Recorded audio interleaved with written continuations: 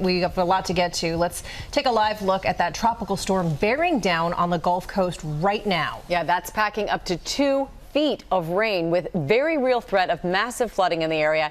And here's what it looks like from space. It is a massive storm. The president's already declared a state of emergency in Louisiana. We're going to begin our coverage with Ginger, tracking the storm. She has the latest on its path. Good morning, Ginger. Good morning, George. Rain, rain, life-threatening rain. If you didn't hear that from my forecast, I would be in trouble because you need to know about Tropical Storm Barry, which right now, most of the convection out in the Gulf of Mexico, the center about 100 miles south of New Orleans. It should make landfall tomorrow just west of New Orleans, which puts New Orleans in one of the worst places it could possibly be. Makes its way up by Tuesday into, say, Tennessee and Kentucky, where the rainfall could be 6 to 10 inches. But it's right here. It's Lafayette, it's Baton Rouge, where up to 25 inches of rain could fall. That's when we're starting to talk about a plugged up Mississippi River, lots of levees that are going to be challenged, and we've got the timing of the storm. I really wanted to share with you this because it's not just, of course, the rain, but you've got tropical storm warnings and hurricane warnings in place because, Cecilia, you could also have storm surge on the order of 3 to 6 feet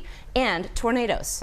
And we know you and your team will be watching this all morning, Ginger. Now let's go over to Rob Marciano, who's there in New Orleans, where a state of emergency has already been declared. Good morning, Rob. Good morning, Cecilia. The center of Barry now about 100 miles in that direction. As Ginger pointed out, the backside of this thing is really where the most rain and wind is. We are most concerned with the rain and the surge coming up this river, the Mississippi, which has never been this high, with a tropical storm about to hit. Overnight, Tropical Storm Barry gaining strength, its winds picking up speed as it creeps closer to the Louisiana coast. We were flying at the same time yesterday. The storm was substantially weaker.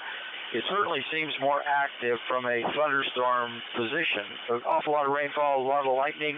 Now, thousands are scrambling to protect their properties and evacuate to higher ground before Barry makes landfall. We're just hoping that everything will be okay and life and property will stay safe. In New Orleans, residents are just recovering from floodwaters swallowing the city on Wednesday. Authorities are prompting residents to make a plan to shelter in place for yet another round.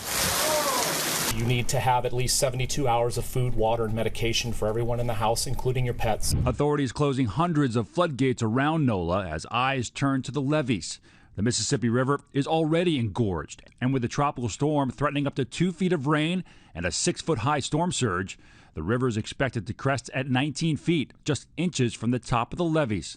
Miles of these levees protect this city, but look how close the water already is to the top, and this wind is only going to get worse. Hurricane storm surge being pushed upriver, essentially stopping the flow, lifting the levels, and potentially sending water right into downtown. But the Army Corps of Engineers says that even if the 20-foot levees are overtopped, they will not fail. We're confident that we are not going to have a duplicate of Katrina. However, if you have a storm that has elevations much higher than those flood walls, you're going to get water in the city.